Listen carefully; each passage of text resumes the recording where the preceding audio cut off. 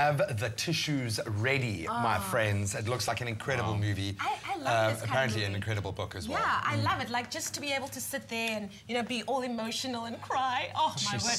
Shailene Woodley is amazing as well, hey? She is absolutely incredible. But I told you, this is such a moving and touching movie. Yeah. But you know what? Spud actor, Troye Sivan, I mean, we had him on the show. He's a brilliant little guy, great actor from Australia. Now, after reading the book, he was so inspired by this story that he went out and created a music video just to raise awareness for children living with cancer in his home country, Australia. And man, is it a cool video, and it's got millions of views on YouTube already. You want to take a look? Yeah, let's have a spin.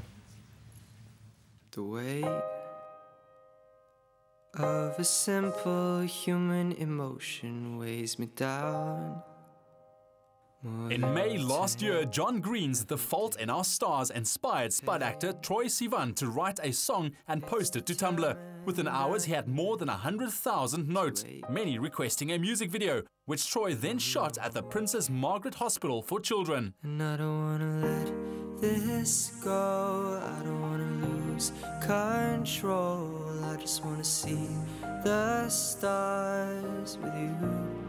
I want you guys to know that though the situation is terribly, terribly sad, the day that I went in to film at PMH was probably one of the best days of my life. I mean, it was a happy, happy occasion. The girls had seen that I wear a onesie in some of my videos and brought a onesie for me, and it basically turned into this like impromptu pajama party, and we just had the best day. We laughed and we tweeted and we took selfies and we just had an absolute blast. Troye's YouTube channel is the second most subscribed channel in Australia. The proceeds of his song go to the Princess Margaret Hospital's oncology unit. Troye's music video has been viewed near 3 million times and raised awareness for the plight of young cancer patients.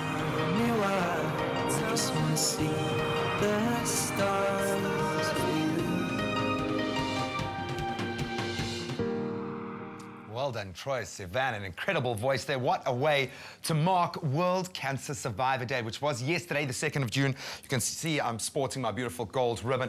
It is also Child Protection Week here in South Africa, something that we take very seriously, and it gives us the opportunity to focus on those cancer survivors and cancer sufferers who probably need more from society than those suffering as adults. Why? Because they are children. They deserve to be protected. They deserve to have a childhood which cancer takes away from them. Vanessa from Mark, I know knows exactly what I'm talking about. Works for CHOC South Africa. Congratulations for that.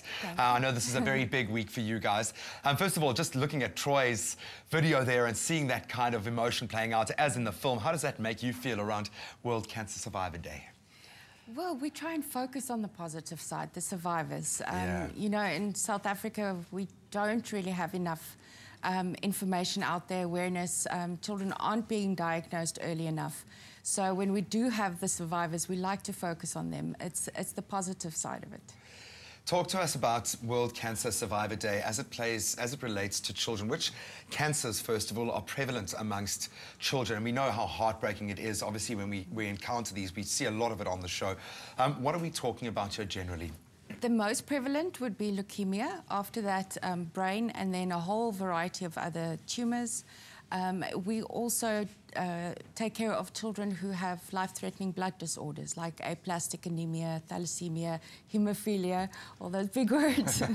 But that's exactly it. It's about education and about knowing how we can support children who are recovering from cancer, children who are facing it currently. What is the situation in South Africa? Are we getting the word out there? You know, when we look at donor roles, when we look at the support structures that you guys obviously need to relate to, are we getting it right in South Africa? Not yet. And this is why organisations like ours are focused on creating awareness and especially on early detection. Currently, 1 in 600 children will be diagnosed before the age of 16, but that is only half that should be. Wow. More of the children are still not diagnosed at all, and at least half of them that are diagnosed come to us too late. So this is why we need to increase the awareness within our society, but also the focus in the medical community. You know, it's been seen as a disease that is not that prevalent, so it wasn't in years past included in your medical syllabus. Wow. So you trust your doctor or your nurse at the local clinic to know that there's something wrong with your child, but not necessarily.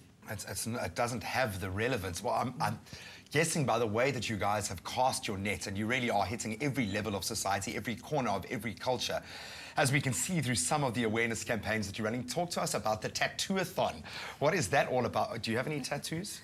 No. Not yet. Not yet. Talk to us about that and some of the other fundraising and awareness-raising campaigns you've got going on at the moment. Well, the Tattoo-a-thon is an interesting one. We like to think out of the box.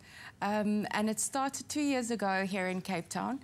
You know, this is a very sad situation. The cause is quite sad, so we like to do fun and interesting things to get people involved.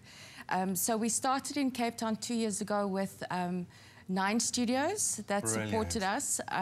Last year we went to 5 different cities around the country, and we grew to 26 studios. This year we're at 47. Wow. So you've got over 100 tattoo artists that are giving their time to support this cause. I can see Manuela's artwork on the screen right now. I know you got the guys from Wildfire involved there as well.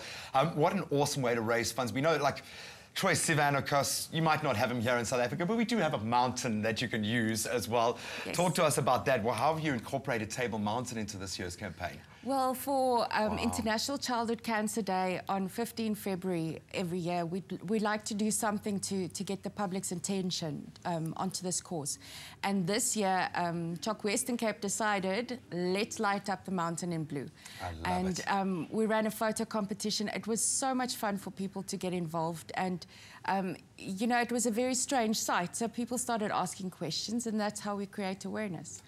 I have to ask, why do you do what you do? You know, we get to just touch on this space from time to time, and it does take a heavy toll on all of the presenters when we have to involve ourselves in the narrative, especially of a young person dealing with cancer. Why do you guys do what you do? What drives you personally? Well, it's not just about the kids. I always say that family is diagnosed, not the child, because it affects every single part of their lives. You know, very often one of the parents will lose their job because most employers will not give you 6 to 9 months or indefinitely paid leave, which means one of the parents is under a lot of stress to keep their job and create an income. And if you've got a single income household, you've got a big problem. And that's why within CHOC, we don't just focus on the emotional support of the children and their families, but we've also included in our programs practical support, basic things like food and clothing and toiletries and transport funds, because a family that is really poor will rather spend that 20 Rand on food, it's survival, than on taxi fare to get their child to the hospital. That is the reality of South Africa, and I'm sure many countries in the world. So it really does underpin the importance of what you guys at CHOC are doing. So thank you so much for your efforts, not just over this very important week, but the whole year round. Vanessa, for Mark, thank you very much. I hope that inspires you at home to think a bit more about not just the children, but anyone suffering from cancer. And obviously this week we have a very special focus on our children, being Child Protection Week. See what you can do in your community to make a relevant difference. It can start with just one random act of kindness.